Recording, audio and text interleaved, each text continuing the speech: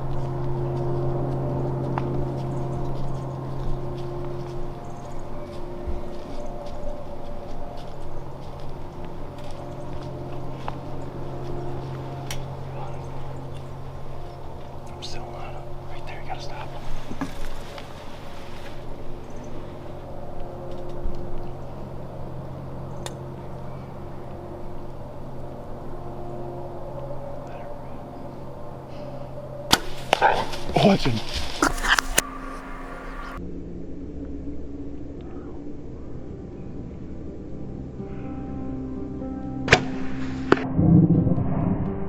Let's go. Let's go.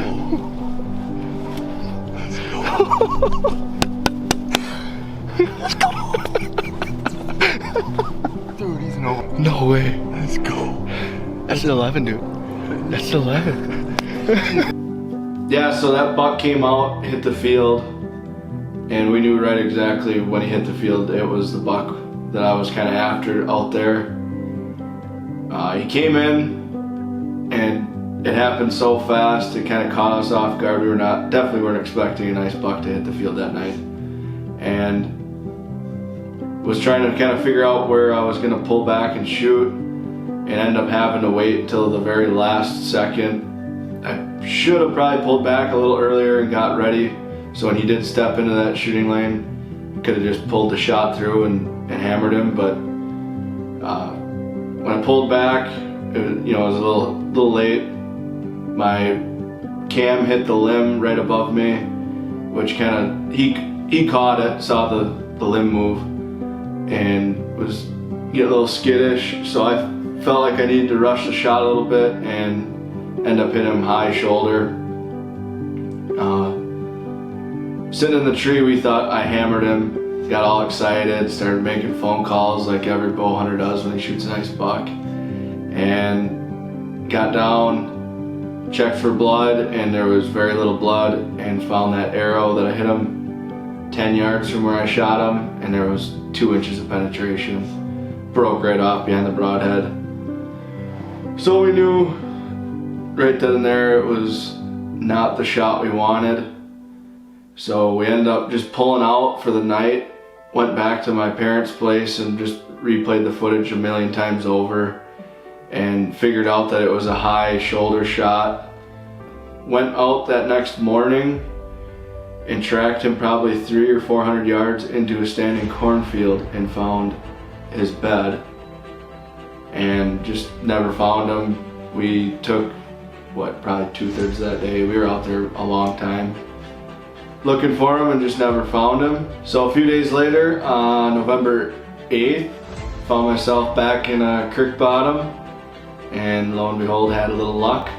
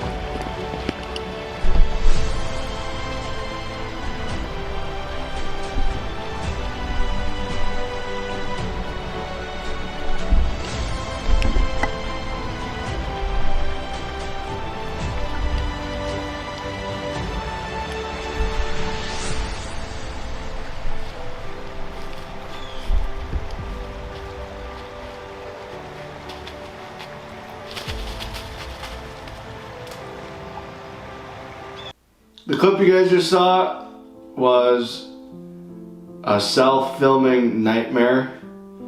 He ended up coming less than 10 yards from my tree and trying to be able to pull back, get him to stop, and keep him in frame. Just didn't happen. I ended up just biting the bullet and letting down and letting him walk by. Saturday, November 14th. Snuck up in a nice little box blind deer. It is a cold, brisk, windy morning here. I got the heater just cranking. But we're at the bottom of the 9th here in Wisconsin. Next weekend's already gun season. And so we're doing everything we can to get on some deer. So stay tuned.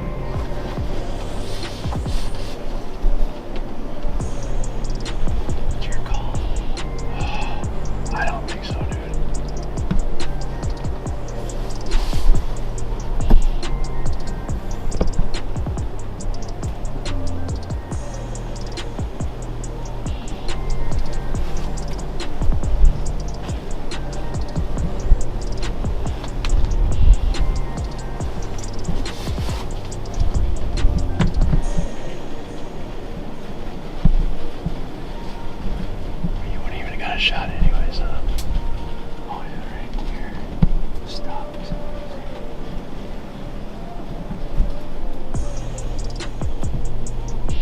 No. Pass it. God damn, right here.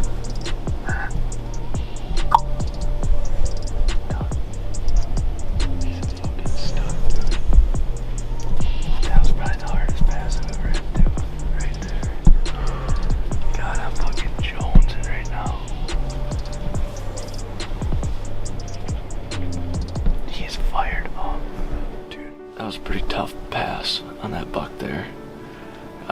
buck that we've been watching all year. Shane's been getting insane amount of trail cam pics.